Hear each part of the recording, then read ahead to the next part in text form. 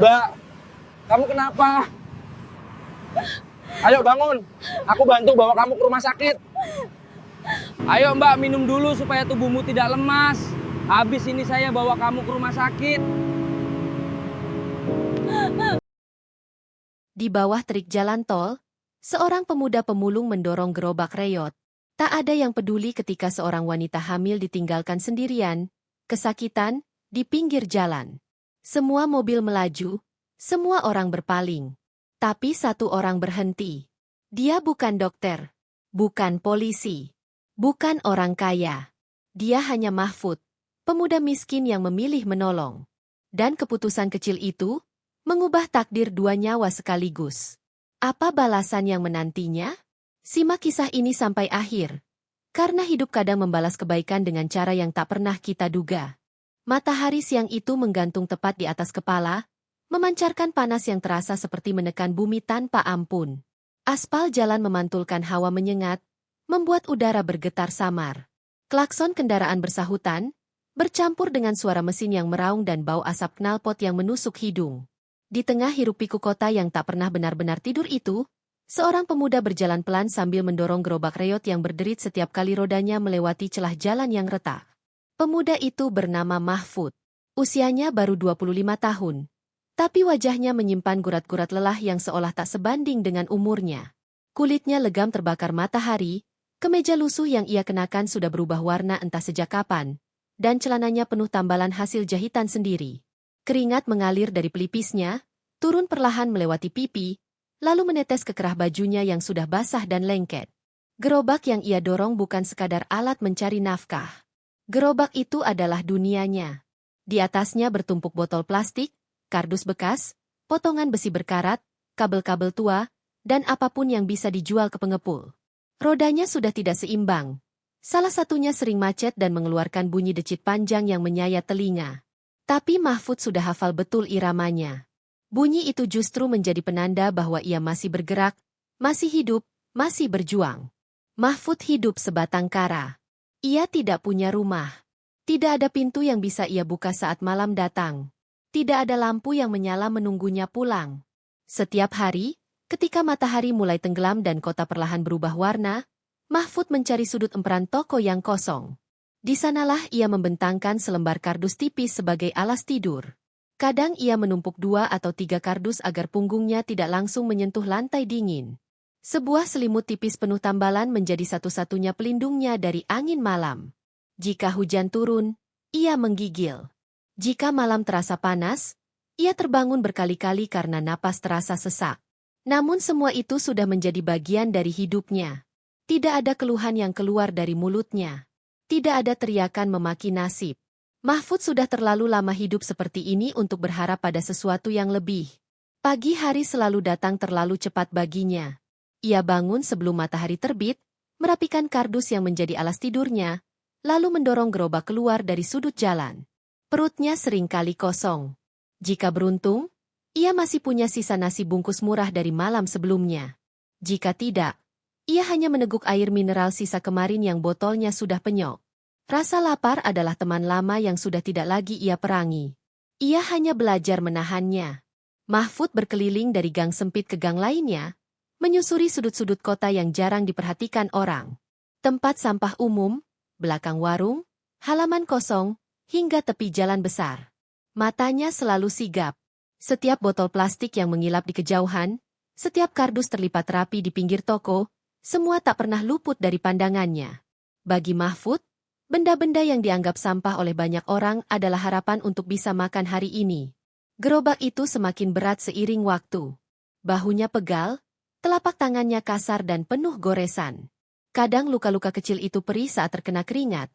Tapi Mahfud hanya mengusapnya sebentar lalu melanjutkan langkah. Ia tahu, berhenti terlalu lama hanya akan membuatnya kalah oleh waktu. Di sela-sela mendorong gerobak, pikirannya sering melayang ke masa lalu. Dulu, Mahfud pernah punya rumah kecil. Tidak besar, tapi cukup hangat. Ia masih ingat suara ibunya yang selalu menyuruhnya makan sebelum berangkat sekolah. Dan ayahnya yang pulang sore hari dengan wajah letih namun senyum yang tak pernah hilang. Hidup mereka sederhana, tapi penuh tawa. Hingga suatu hari, sebuah kecelakaan merenggut semuanya. Dalam satu malam, Mahfud kehilangan rumah, kehilangan orang tua, dan kehilangan arah hidup. Ia masih remaja saat itu. Terlalu muda untuk memahami betapa kejamnya dunia. Ia sempat mencoba bertahan. Bekerja serabutan, ikut orang di bengkel, menjadi kuli angkut di pasar. Namun tanpa ijazah dan tanpa orang yang bisa menolong, satu persatu pekerjaan itu hilang. Hingga akhirnya, ia turun ke jalan dan mendorong gerobak untuk pertama kalinya. Sejak saat itu, dunia memperlakukannya berbeda. Anak-anak kecil sering mengejeknya sambil tertawa, menyebutnya tukang sampah. Orang dewasa kerap memandangnya dengan tatapan jijik, seolah keberadaannya mengotori jalan yang mereka lewati. Ada juga yang pura-pura tidak melihatnya sama sekali. Mahfud sudah terbiasa dengan semua itu.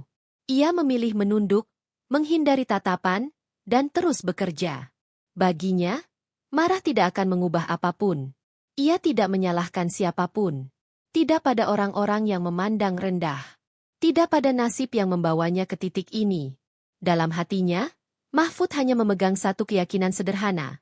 Selama tubuh ini masih bisa melangkah, hidup harus dijalani. Tidak peduli seberapa berat, tidak peduli seberapa menyakitkan. Siang itu, matahari terasa lebih terik dari biasanya. Keringat mengalir deras membasahi punggungnya. Sesekali Mahfud berhenti di bawah bayangan pohon, menarik napas panjang, lalu kembali mendorong gerobak. Ia tidak tahu kenapa, tapi ada perasaan aneh di dadanya. Seperti ada sesuatu yang akan terjadi. Sesuatu yang berbeda dari rutinitasnya selama ini. Mahfud tidak tahu bahwa hari itu bukan sekadar hari biasa. Bahwa di balik panas menyengat, debu jalanan, dan bunyi decit gerobaknya, takdir sedang menunggunya di sebuah tempat yang tak pernah ia bayangkan. Sebuah pertemuan yang akan mengubah seluruh jalan hidupnya. Berawal dari satu langkah kecil seorang pemulung yang tak pernah berhenti berjalan. Terik matahari semakin menggila ketika Mahfud mendorong gerobaknya menyusuri jalan besar di dekat jalur tol. Aspal berkilau seperti cermin retak, memantulkan panas yang membuat dada terasa sesak. Kendaraan melaju kencang di kejauhan, suaranya menggema seperti raungan tak berkesudahan. Angin panas berembus membawa debu, membuat mata perih dan tenggorokan kering. Mahfud berhenti sejenak di bawah bayangan tiang jembatan penyeberangan. Ia menyeka keringat di dahinya dengan punggung tangan, lalu meneguk sisa air dari botol plastik penyok. Airnya sudah hangat, tapi cukup untuk membasahi tenggorokan. Gerobaknya ia sandarkan di pembatas jalan, bunyi rodanya berdecit pelan seolah ikut kelelahan. Saat itulah, sebuah suara terdengar. Awalnya samar, seperti bisikan yang terbawa angin. Mahfud mengernyitkan dahi. Ia menoleh ke kanan, lalu ke kiri. Klakson kendaraan dan deru mesin masih mendominasi. Namun di sela kebisingan itu, terdengar sesuatu yang berbeda. "Tolong!" Suara itu lirih, patah-patah, namun jelas mengandung kepanikan. Mahfud berdiri tegak. Jantungnya berdegup lebih cepat. Ia memicingkan mata, berusaha mencari arah suara itu datang. Sekali lagi terdengar, kali ini lebih lemah. "Tolong, sakit." Suaranya datang dari bawah jembatan, dari arah pinggir jalan tol. Mahfud mendekat ke pagar pembatas darurat. Dari celah besi, ia melihat ke bawah. Pemandangan di sana membuat napasnya tertahan. Di pinggir jalan tol, tak jauh dari laju kendaraan yang melesat kencang, tergeletak seorang wanita. Tubuhnya meringkuk. Satu tangannya memegangi perut yang jelas membesar. Wajahnya pucat, rambutnya berantakan, dan pakaiannya basah oleh keringat. Wanita itu hamil. Mahfud menelan ludah. Otaknya berpacu. Jalan tol bukan tempat aman. Kendaraan melaju dengan kecepatan tinggi. Sedikit saja salah langkah, nyawa bisa melayang. Namun wanita itu tampak semakin lemah. Ia mencoba mengangkat tubuhnya, tapi kembali terjatuh dengan erangan kesakitan. Beberapa mobil melintas. Sebuah truk besar melaju tanpa melambat. Sepasang motor melintas di jalur pinggir, pengendaranya hanya melirik sekilas lalu pergi. Tidak ada satupun kendaraan yang berhenti. Mahfud menunggu. 1 detik, 2 detik. Tak ada yang datang menolong. Di dalam dadanya, ada sesuatu yang bergejolak. Ia tahu betul bagaimana rasanya diabaikan. Bagaimana rasanya tergeletak tanpa ada yang peduli. Tangannya mengepal. Pandangannya kembali tertuju pada wanita itu yang kini terengah-engah. Napasnya pendek dan cepat. Tanpa berpikir panjang, Mahfud mengambil keputusan. Ia memanjat pagar darurat. Telapak tangannya mencengkeram besi panas yang terasa membakar kulit. Gerobaknya ia tinggalkan begitu saja di atas. Tidak ada waktu untuk memikirkan barang-barang rongsokan itu. Yang ada di benaknya hanya satu. Wanita itu harus ditolong sekarang. Mahfud melompat turun dengan hati-hati, mendarat di tanah berdebu di pinggir tol. Suara kendaraan terdengar jauh lebih keras dari bawah. Angin dari mobil yang melaju kencang menghantam tubuhnya, membuat bajunya berkibar liar. Bu, dengar saya? Teriak Mahfud sambil berlari kecil mendekat. Wanita itu menoleh perlahan. Matanya berkaca-kaca. Bibirnya bergetar. Saya sakit, perut saya, ucapnya lirih. Mahfud berlutut di sampingnya. Ia bisa melihat jelas betapa pucat wajah wanita itu. Keringat dingin membasahi pelipisnya. Napasnya tersengal, seolah setiap tarikan napas membutuhkan usaha besar. Bu, tahan ya. Saya di sini, kata Mahfud dengan suara setenang mungkin, meski jantungnya sendiri berdebar keras. Ia melihat ke sekeliling, mencari bantuan. Jalan tol terasa seperti dunia yang terpisah. Kendaraan lewat tanpa peduli, seolah kejadian ini bukan bagian dari hidup mereka. Mahfud mengangkat tangan, melambaikan, berteriak sekuat tenaga. Tolong! Ada orang sakit. Tak ada respons. Mahfud menggigit bibir. Ia bukan dokter. Ia tidak punya ponsel. Bahkan uang pun nyaris tak ada. Namun ia tahu satu hal. Jika dibiarkan lebih lama, kondisi wanita ini bisa semakin parah. Bu, namanya siapa? Tanya Mahfud pelan. Nina, jawab wanita itu lemah. Saya diturunkan di sini. Mahfud terdiam. Diturunkan? Ia tidak sempat bertanya lebih jauh karena wanita itu kembali meringis, memegangi perutnya dengan kuat. Wajahnya meringkuk menahan rasa sakit yang datang bergelombang. Mahfud merasakan tenggorokannya tercekat. Ia melepas kemeja lusuh yang ia kenakan, lalu melipatnya untuk dijadikan alas di bawah kepala Nina. Tangannya gemetar, tapi gerakannya tetap sigap. Bu Nina, dengar ya, saya akan cari bantuan. Tapi tolong jangan pingsan, ucapnya. Ia berdiri, kembali melambaikan tangan ke arah jalan. Kali ini ia berlari mendekati jalur pinggir, mengambil risiko. Angin dari kendaraan yang melaju hampir membuatnya terjatuh. Sebuah mobil membunyikan klakson keras, seolah memarahinya. Mahfud mundur, dadanya naik turun. Tidak ada yang berhenti. Mahfud kembali ke sisi Nina.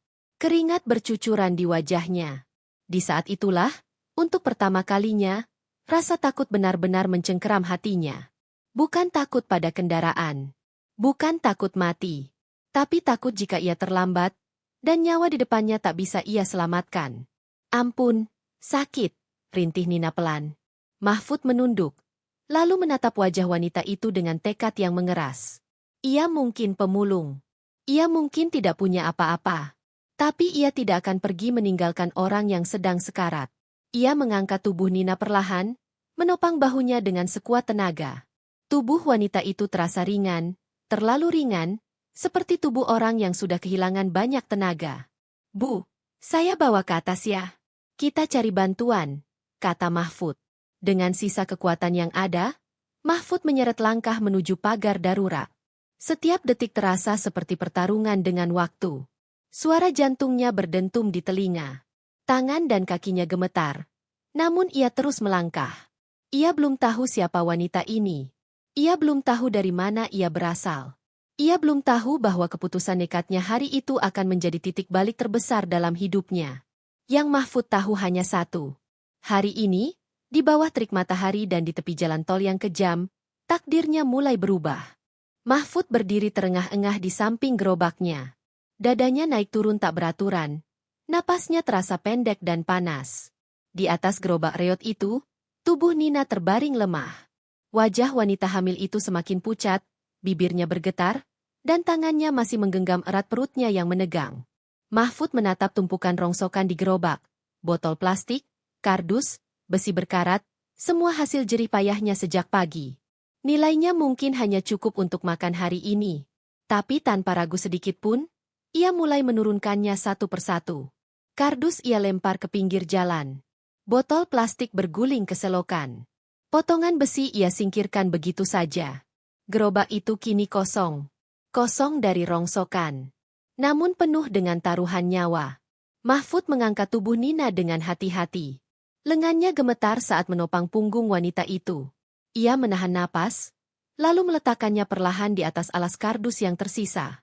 Kemeja lusuhnya ia bentangkan sebagai penutup agar tubuh Nina tidak langsung bersentuhan dengan besi dingin. "Bu, sebentar ya, kita ke rumah sakit," ucap Mahfud lirih, suaranya serak. Nina hanya mengangguk lemah. Matanya setengah terpejam. Setiap beberapa detik, ia meringis, menahan rasa sakit yang datang bergelombang. Suaranya keluar sebagai rintihan pelan yang menusuk telinga Mahfud. Mahfud mencengkeram gagang gerobak. Kulit tangannya terasa panas dan licin oleh keringat. Dengan sekuat tenaga, ia mulai mendorong. Roda gerobak berdecit nyaring, seolah berteriak kesakitan bersama mereka. Langkah pertama terasa berat. Langkah kedua lebih berat lagi. Gerobak itu tidak pernah dirancang untuk membawa manusia. Rangkanya miring. Salah satu roda bergetar hebat setiap melewati permukaan jalan yang tidak rata. Mahfud mencondongkan tubuhnya ke depan, mengerahkan seluruh tenaga dari bahu hingga betis. Otot-ototnya menegang, napasnya terengah-engah. Mereka keluar dari area jalan tol, memasuki jalan kota yang penuh lubang dan retakan. Setiap kali roda gerobak menghantam jalan rusak, tubuh Nina terangkat sedikit lalu jatuh kembali. Wanita itu meringis lebih keras. "Ah! Sakit." Mahfud mempercepat langkahnya. Setiap rintihan terasa seperti cambukan di punggungnya. Ia menunduk, giginya terkatup rapat, menahan rasa perih di lengan dan kaki. Keringat mengalir deras, membasahi wajah dan bajunya hingga tak ada bagian yang kering. Orang-orang mulai memperhatikan. Seorang pedagang kaki lima menoleh dengan dahi berkerut. Dua remaja berhenti sejenak, menatap heran, lalu berbisik satu sama lain. Seorang ibu menutup mulutnya. Matanya membelalak melihat seorang pemulung mendorong gerobak berisi wanita hamil. "Ada apa itu? Kenapa dibawa pakai gerobak? Jangan-jangan, kenapa-kenapa?" Bisik-bisik itu terdengar jelas di telinga Mahfud. Namun ia tidak peduli. Ia tidak menoleh. Pandangannya lurus ke depan. Yang ada di pikirannya hanya satu tujuan, rumah sakit. Di sebuah persimpangan, Mahfud mencoba menghentikan angkot yang lewat. Ia mengangkat tangan, berteriak minta tolong. "Pak, tolong! Ada orang sakit." Angkot itu melambat sesaat. Sopirnya melirik sekilas ke arah gerobak, lalu menggeleng sambil melaju kembali. Sebuah mobil pribadi juga melintas. Kaca gelapnya tertutup rapat. Tidak ada tanda-tanda berhenti. Mahfud menelan ludah. Tenggorokannya kering. Rasa putus asa mencoba menyelinap, tapi ia menepisnya. Ia kembali mendorong gerobak, kali ini lebih cepat, lebih nekat. Nafasnya semakin berat, dadanya terasa seperti terbakar. "Mas?" Suara Nina terdengar sangat lemah. Saya takut." Mahfud menoleh sekilas, matanya memerah oleh keringat dan debu. "Jangan takut, Bu. Saya ada. Kita sudah dekat," katanya, meski ia sendiri tidak yakin seberapa dekat rumah sakit itu. Kakinya mulai gemetar. Setiap langkah terasa seperti memikul beban berlipat. Bahunya pegal, punggungnya nyeri, dan telapak kakinya terasa panas. Namun ia terus mendorong, mengabaikan rasa sakit yang menjerit dari tubuhnya sendiri. Akhirnya, di kejauhan, sebuah bangunan besar dengan papan nama mulai terlihat. Huruf-hurufnya samar, tapi cukup jelas untuk membuat jantung Mahfud berdetak lebih cepat. "Ers Bina Sejahtera." Harapan menyala di dadanya. Mahfud mengumpulkan sisa tenaga. Ia berlari kecil sambil mendorong gerobak, melewati gerbang rumah sakit. Beberapa orang menoleh kaget. Seorang satpam berlari menghampiri dengan wajah tegang.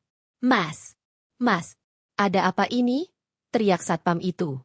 "Pak, tolong, wanita ini hamil, sakit, dari jalan tol." Mahfud terengah-engah, suaranya hampir habis.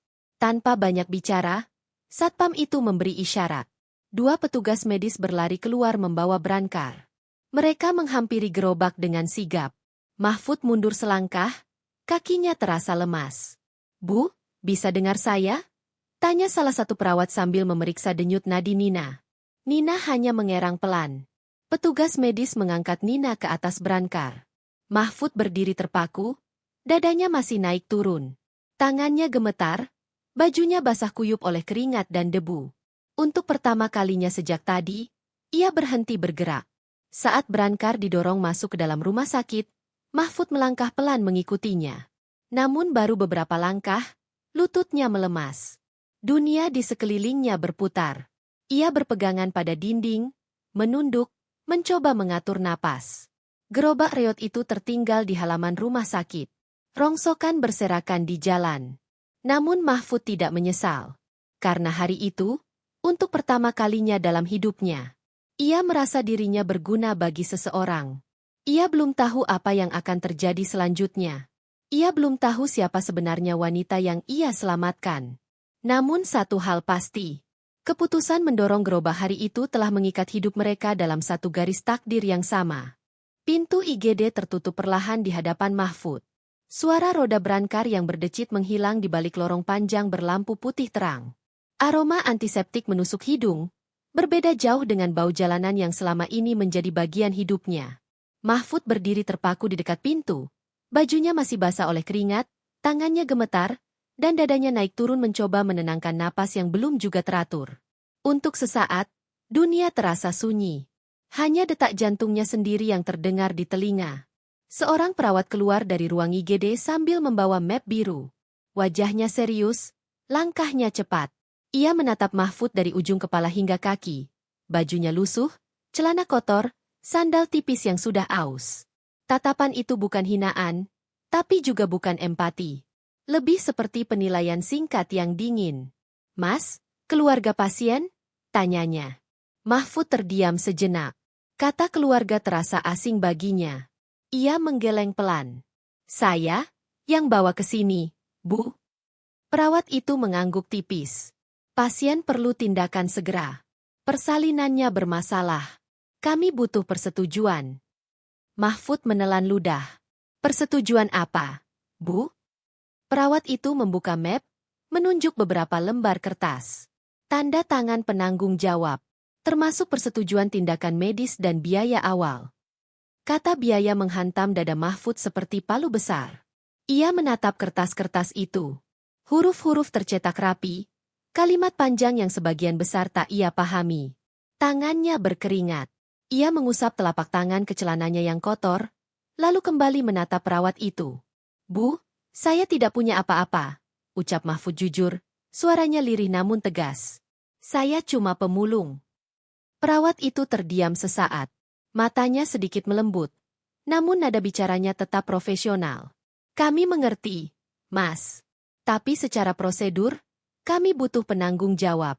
Kalau tidak ada keluarga, yang membawa pasien bisa menjadi penanggung jawab sementara."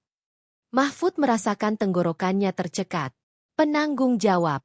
Artinya, apapun yang terjadi, biaya, risiko, konsekuensi, akan jatuh kepadanya. Tangannya merogoh saku celana.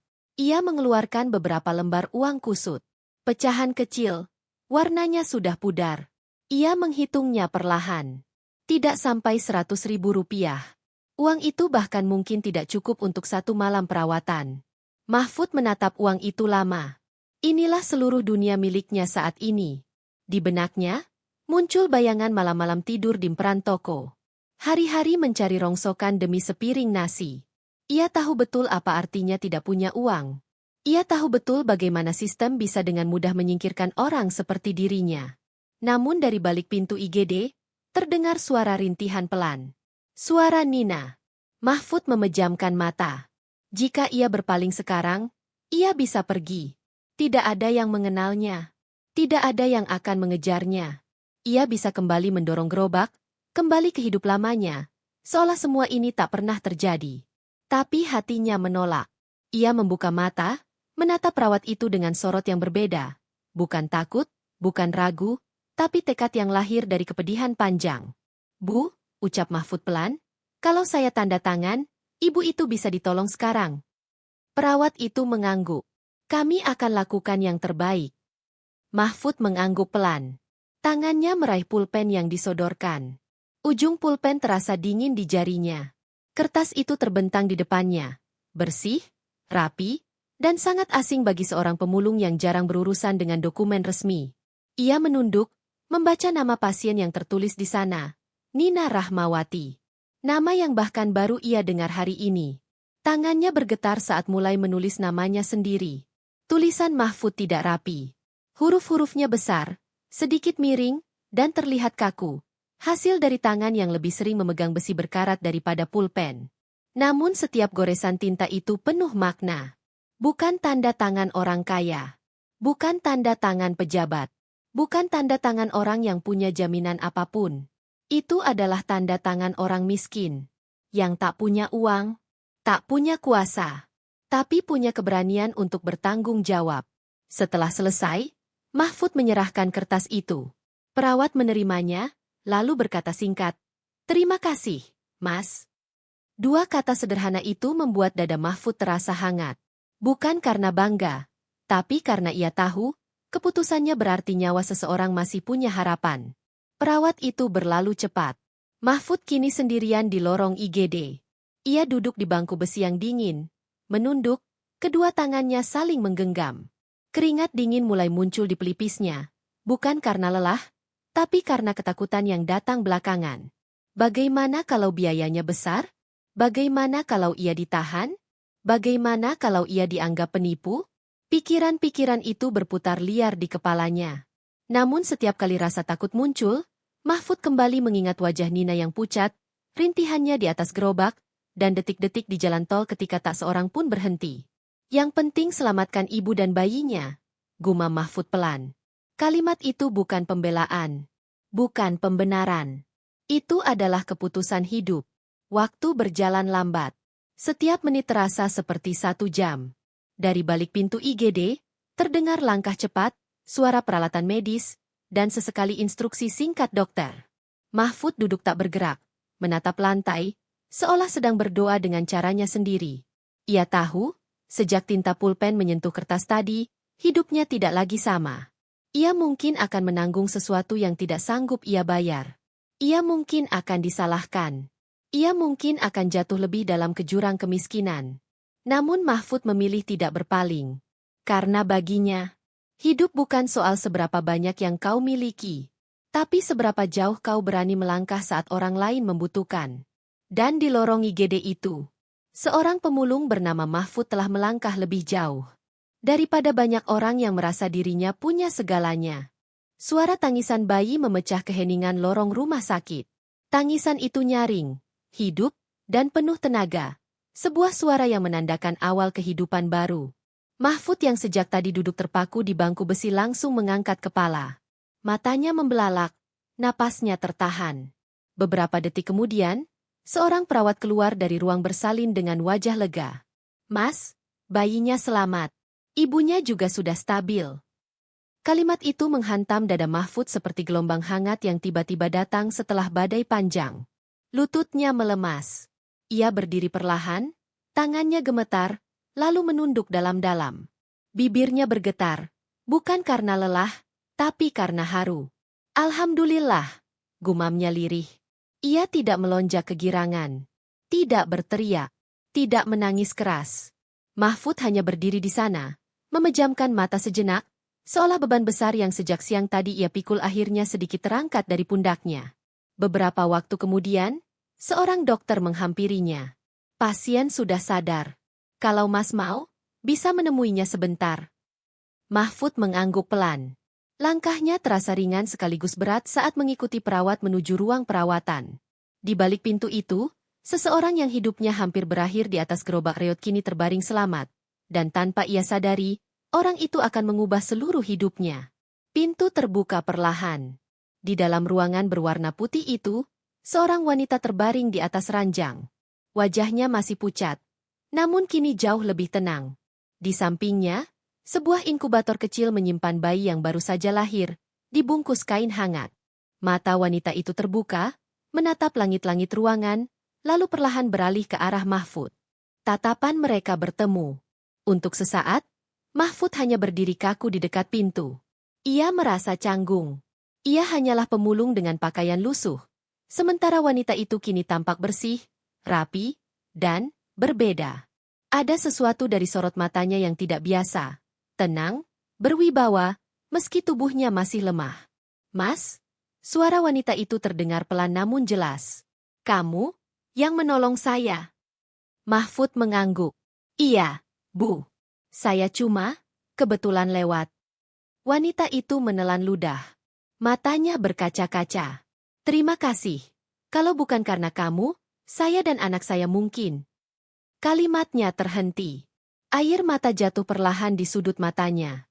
Mahfud menggeleng cepat. Sudah, Bu. Yang penting sekarang ibu dan bayinya selamat. Wanita itu menarik napas dalam-dalam, lalu berkata, nama saya, Naila Arfiani. Mahfud mengangguk pelan. Nama itu terdengar asing baginya. Ia tidak menghubungkannya dengan apapun. Bagi Mahfud, ia hanya wanita yang hampir kehilangan nyawanya di pinggir jalan. Namun Naila melanjutkan, suaranya masih lemah tapi penuh kejujuran. Mas Mahfud, saya rasa kamu berhak tahu siapa saya sebenarnya. Mahfud sedikit mengernyit. Maksud ibu? Naila menoleh ke arah bayi di sampingnya, lalu kembali menatap Mahfud. Saya adalah CEO Arfiani Group. Kalimat itu jatuh begitu saja, pelan, tapi menghantam keras. Mahfud terdiam. Otaknya butuh beberapa detik untuk memproses. Arfiani Group. Nama itu pernah ia dengar, meski samar, dari baliho besar di tengah kota, dari iklan gedung-gedung tinggi yang menjulang megah. Perusahaan besar. Perusahaan yang bahkan namanya terasa terlalu tinggi untuk diucapkan oleh orang seperti dirinya. Mahfud menatap Naila dengan mata membelalak. Ibu, CEO. Naila mengangguk pelan. Senyum pahit tersungging di wajahnya. Iya. Hening menyelimuti ruangan. Mahfud merasa tenggorokannya kering. Ia menelan ludah, lalu menunduk. Dadanya terasa sesak, bukan karena takut, tapi karena perasaan yang sulit ia jelaskan. Wanita yang ia angkat ke atas gerobak, yang ia dorong melewati jalan rusak, yang ia bela dengan tanda tangan orang miskin, ternyata adalah pemilik kekuasaan dan kekayaan yang tak pernah ia bayangkan. Namun Naila belum selesai. Mas, suaranya bergetar. Saya tidak pingsan karena kecelakaan. Saya ditinggalkan. Mahfud mengangkat kepala perlahan. Suami saya sendiri yang meninggalkan saya di jalan tol. Lanjut Naila, air mata kini mengalir tanpa bisa ditahan. Ia membawa saya dengan mobil. Lalu berhenti. Ia bilang hanya sebentar. Tapi, ia mendorong saya keluar. Dalam kondisi hamil besar. Sendirian. Mahfud terdiam. Rahangnya mengeras. Dia ingin menguasai perusahaan, kata Naila dengan suara pecah. Semua aset, semua kekuasaan. Kehamilan ini dianggap penghalang. Anak ini dianggap ancaman.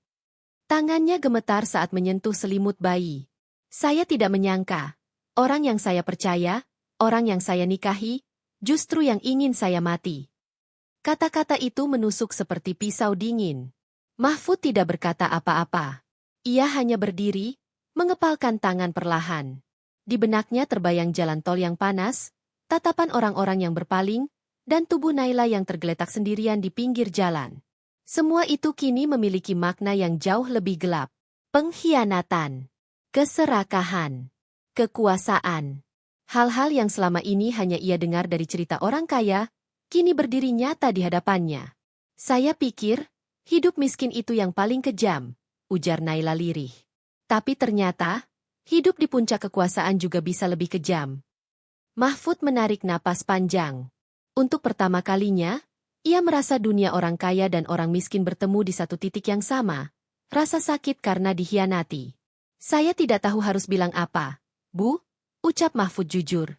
Saya cuma melakukan apa yang menurut saya benar. Naila menatapnya lama. Sorot matanya berubah. Bukan lagi sekadar terima kasih, tapi sesuatu yang lebih dalam. Rasa hormat, rasa kagum, dan mungkin rasa aman yang sudah lama ia tidak rasakan. Kebaikan kecilmu, kata Naila pelan, telah menyelamatkan hidup saya dan anak saya. Dan mungkin akan mengubah banyak hal ke depan. Mahfud menunduk. Dadanya bergetar. Ia tak menyangka, satu keputusan nekat di bawah terik matahari telah menyeretnya ke dalam kisah besar penuh pengkhianatan, kekuasaan, dan takdir yang saling bertaut. Ia hanya pemulung. Namun hari itu, ia menjadi saksi bahwa kebaikan paling sederhana bisa membuka pintu ke dunia yang paling berbahaya. Dan Mahfud belum tahu bahwa setelah ini, hidupnya tak akan pernah kembali sama. Ruang sidang pengadilan negeri itu terasa dingin, meski matahari di luar bersinar terik. Dinding-dinding tinggi berwarna krem, lambang negara yang tergantung megah di belakang kursi hakim, serta deretan bangku kayu panjang menciptakan suasana yang menekan. Setiap orang yang duduk di ruangan itu seolah menahan napas, menunggu satu hal yang sama, putusan keadilan. Mahfud duduk di bangku paling belakang. Pakaiannya sederhana, kemeja polos yang dipinjamkan Naila, celana hitam yang sedikit kebesaran, dan sepatu bekas yang masih tampak asing di kakinya. Tangannya terlipat di pangkuan, punggungnya tegak, matanya tak lepas dari sosok wanita yang duduk di barisan depan bersama tim kuasa hukumnya. Naila Arfiani. Wajahnya kini berbeda jauh dari saat Mahfud pertama kali melihatnya tergeletak di pinggir jalan tol. Rambutnya tersisir rapi, raut wajahnya tegas, dan sorot matanya tajam namun terkendali. Di sampingnya duduk seorang pria berkacamata dengan setelan jas abu-abu, Dimas Wicaksana, pengacara ternama yang dikenal tak pernah setengah-setengah saat membela kliennya. Sidang telah berjalan berhari-hari. Media memenuhi halaman pengadilan. Judul-judul berita bermunculan di mana-mana. Skandal Arfiani Group terbongkar. CEO wanita ditelantarkan suami saat hamil. Pengkhianatan demi kekuasaan. Nama Naila menjadi pusat perhatian publik. Namun di balik sorotan kamera, Mahfud tahu, semua ini bermula dari satu keputusan kecil di tepi jalan tol. Yang mulia, suara Dimas menggema di ruang sidang, kami akan menghadirkan bukti tambahan. Sebuah layar besar dinyalakan. Rekaman CCTV muncul. Terlihat jelas sebuah mobil hitam berhenti di bahu jalan tol. Seorang wanita hamil turun dengan langkah tertatih. Mobil itu tidak menunggu, tidak membantu. Ia justru melaju pergi, meninggalkan wanita itu sendirian. Ruang sidang bergemuruh. Mahfud mengepalkan tangan. Dadanya bergetar melihat ulang kejadian itu, kejadian yang nyaris merenggut 2 nyawa. Di bangku terdakwa, seorang pria berjas mahal tampak gelisah. Wajahnya pucat, rahangnya mengeras. Dialah suami Naila. Pria yang dulu berdiri di puncak kekuasaan, kini duduk menunduk di hadapan hukum. Bukti kedua, lanjut Dimas, transaksi ilegal pengalihan aset perusahaan tanpa persetujuan sah. Lembar demi lembar data ditampilkan. Angka-angka besar, rekening luar negeri, tanda tangan palsu. Semuanya tersusun rapi, tak terbantahkan. Setiap bukti seperti paku yang menancap semakin dalam pada kebohongan yang selama ini disembunyikan. Hakim mendengarkan dengan wajah serius. Mahfud menoleh ke arah Naila. Wanita itu menutup mata sejenak, lalu membukanya kembali. Tangannya mengepal pelan di atas meja. Bukan marah, melainkan menahan emosi yang selama ini terpendam. Sidang berlanjut dengan pembelaan dari pihak terdakwa. Kata-kata disusun rapi, alasan dicari, tanggung jawab dialihkan. Namun semuanya terdengar kosong. Fakta terlalu kuat. Kebenaran terlalu terang. Akhirnya, hari putusan tiba. Ruang sidang kembali dipenuhi. Wartawan berdiri di luar, kamera siap merekam setiap detik. Mahfud duduk di tempat yang sama, jantungnya berdebar. Ia tidak sepenuhnya memahami hukum. Tapi ia tahu satu hal. Hari ini, kebenaran akan diuji. Hakim masuk. Semua berdiri. Sidang dibuka. Dengan suara berat dan tegas, hakim membacakan putusan. Setiap kalimat jatuh seperti palu yang menghantam lantai. Menimbang seluruh bukti dan keterangan saksi. Mahfud menahan napas. Mengabulkan gugatan penggugat untuk seluruhnya. Naila menutup mata. Menetapkan seluruh aset dan kendali Arfiani Group dikembalikan kepada Naila Arfiani secara sah. Suara bisik-bisik terdengar. Mahfud merasakan dadanya menghangat. Menetapkan perceraian antara Naila Arfiani dan terdakwa sah menurut hukum. Naila menghela napas panjang. Air mata jatuh. Bukan karena sedih, melainkan lega. Dan menyatakan terdakwa terbukti bersalah atas penelantaran, pemalsuan dokumen, serta pengalihan aset ilegal. Palu diketuk. Toh, sidang selesai. Untuk sesaat, ruangan itu hening. Lalu suara gemuruh memenuhi udara. Kamera berkilat.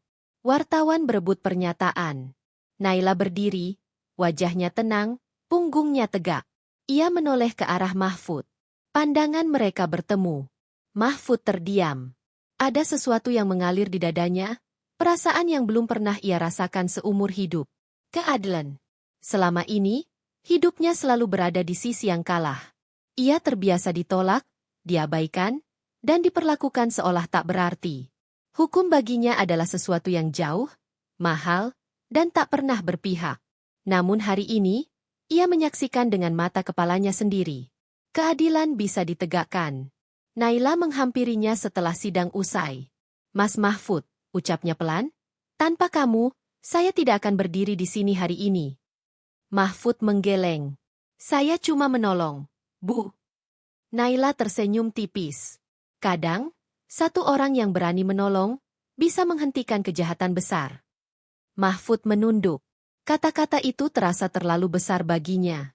Namun di dalam hatinya, ada keyakinan baru yang tumbuh, bahwa hidup tidak selalu kejam. Bahwa keberanian kecil bisa membuka jalan pada perubahan besar. Saat mereka keluar dari gedung pengadilan, cahaya matahari menyambut. Wartawan mengerubungi Naila, namun ia melangkah mantap, tanpa menoleh ke belakang. Mahfud berjalan sedikit di belakangnya, menyatu dengan bayangan, tempat yang selama ini ia kenal. Namun kali ini berbeda. Ia bukan lagi sekadar pemulung yang tak terlihat. Ia adalah saksi.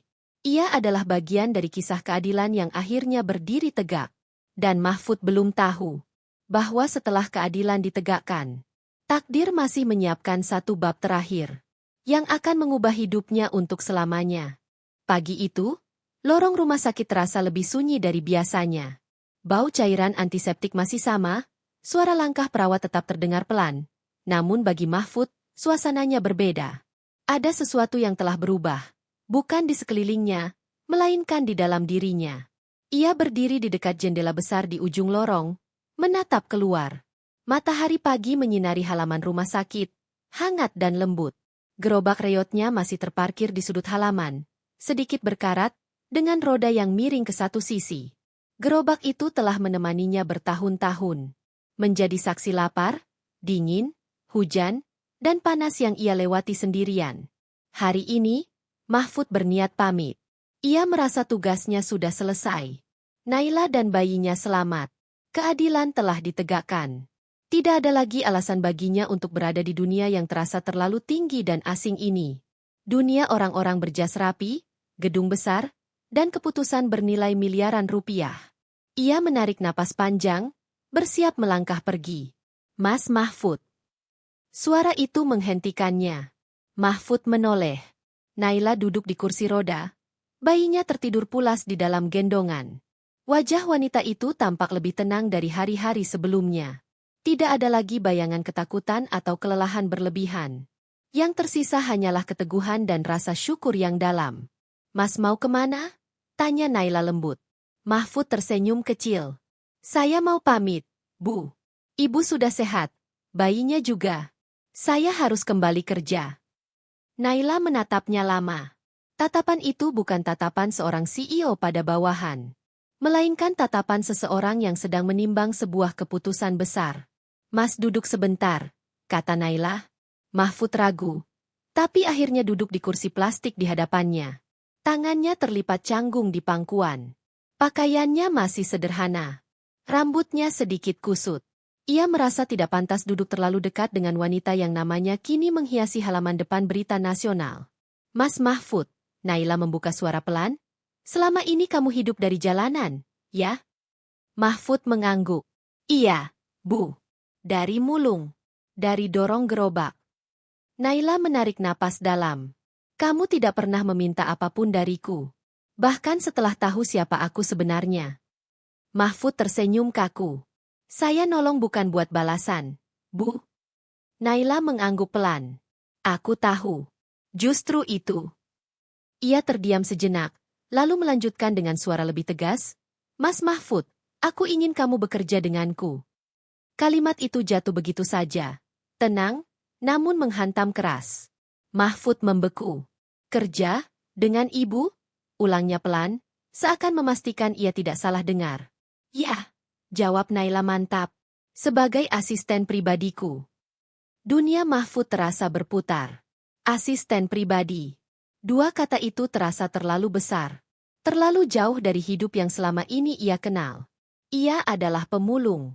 Orang yang terbiasa diusir, dipandang rendah, bahkan tak dianggap. Bagaimana mungkin ia berdiri sejajar dengan orang-orang di dunia Naila? Bu, saya ini cuma orang jalanan, ucap Mahfud lirih. Saya nggak sekolah tinggi. Enggak ngerti kerja kantoran. Takut malah bikin repot. Naila tersenyum. Bukan senyum kasihan, melainkan senyum penuh keyakinan. Mahfud, katanya pelan namun tegas, pengetahuan bisa diajarkan. Etika bisa dilatih.